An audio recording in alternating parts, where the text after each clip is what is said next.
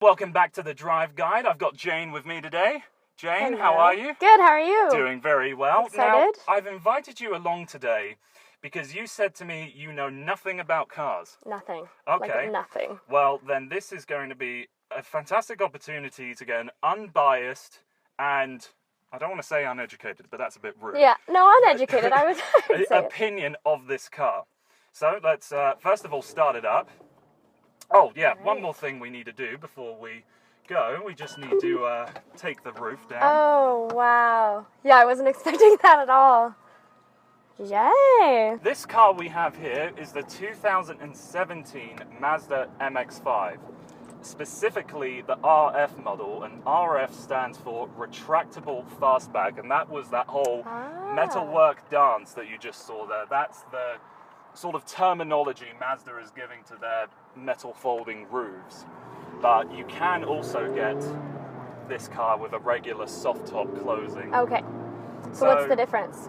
The difference is with this, you see how I just had to hit a button and it did it all for me. With the soft top, you have to grab a leather and then throw it over. This car here costs $45,000. It has a 2-liter 4-cylinder engine, and its purpose is to just be one of the best driving experiences you can get for any money. The things I want to point out to you with this car is just the way how it handles and how the car reacts to the road, all the cracks and the bumps and so on. But let's first of all just start off on one very critical point with this car.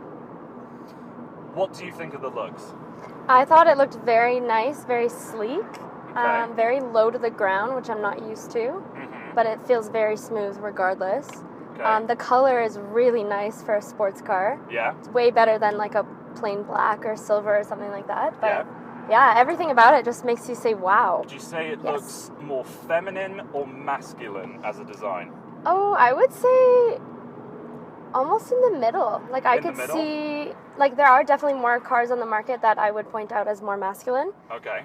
It's not something I'd really think of looking at a what car, cars but come to mind when you say that? the Mustang. Oh, yeah. That's more of a masculine feel to me, Okay. whereas this could be really either. I would feel very comfortable driving this. Okay.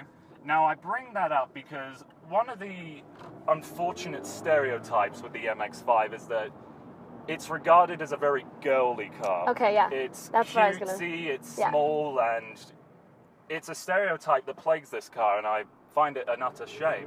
It is too And bad. from what you've just said, if you think a man or a woman could be very comfortable behind this car and not feel out of place, that's exactly why I invited you along for this drive. What do you think of the interior design? The interior, everything's very sleek. I like the matte black kind of finish that it has. Everything matches. Everything looks very new and kind of high tech. Okay. Kind of the latest of the gadgets that you can get. I like the screen. Yeah, so That's this really screen nice. here, it is a touch screen when you're at a stop, but when Okay. you're driving along, it won't let That's you smart. use any of it, so you have to resort to these buttons down here. Oh. And as I own a Mazda, you know, it's the exact same system, so it's very Okay. easy for me. There's no learning curve to it. Yeah. But for everybody else that I've gotten this car and they've played around with it, they've all said it just makes sense, it's logical. Yeah. And I like how it's only a 2-person seater, but it feels extremely roomy. Like my legs are completely spread out right now. Okay. I could sleep right now. See, as someone that's 6'4", Yeah. I have space, but not a lot of it. Okay. That's good to point out too. How do you feel in the seats? Are the seats comfortable for you? Yeah, it's lower down. It's more kind of reclined. I'm sure you can change that, but it's nice, a nice feeling for now. It's comfortable. So now that we've gone All right. through sort of the aesthetics and the looks and everything else that goes along with that car, I want to show off more sort of the performance. So as it is a sports car, let's just put the foot down. Okay. Wow, that's fun.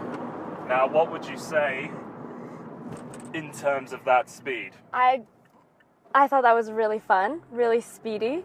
Not used to that, definitely. Almost have to hold on to make sure I stay in. But I feel safe at the same time. Yeah? That's the good part. Yeah. Very fun. Yeah, so what kind of speed do you think I was going? Like 80 or 90. No. Way faster? I never broke the speed limit. Oh, really? That's one of the things that really stands out with the MX-5 is that it's all about balance. Yeah. And what you were saying earlier with like masculine cars, you know, it is very tough and manly to have a car that has bonkers amounts of horsepower. But at the end of the day, if you can't use all that power, then what's the point of it being there? So this is 155 horsepower, which is in no way a big number. Yeah. But you have the balance of it so that you can fool around like I did just there. And not worry about going off the road, killing yourself, and all the rest of it. And still get the feeling that you're speeding, I guess, but not breaking the rules. It's all about the feeling of it. Other sports cars, do they tend to be more like harder edges and more square and boxy? In terms of the styling? Yeah, is that why this has been stereotyped to be more feminine? Because it's kind of more smooth edges and sleek? You could certainly say there's a lot of masculine cars that are very boxy and hard-edged, but there's plenty of supercars out there that have flowing lines, even more so than I guess this. that's true. I think what's always been the stereotype of this being a kind of a girly car is that it has always been very small and low on power comparing to, you know, muscle cars, for example. Which is why a lot of people just kind of smirk and laugh them off. Do you get a lot of looks when you drive this one over the other? You know what? When I picked this car up the other day, something happened to me that's never happened before. Someone had pulled up beside me, driven past, and then braked to come alongside so they could have a good look at the car. Wow. And I've been in a fair few cars that have much bigger badges and presence than this car. Yeah. But I've never had someone like give me a thumbs up. Yeah. And that gave me a good laugh. That made me feel actually really good about myself. Well, I would definitely stop and stare if this car was driving by. Yeah, I've definitely received more looks in this car than anything else. Well, for good reason, definitely. What would you say about the ride quality of this car? Do you find it comfortable? Do you find it harsh?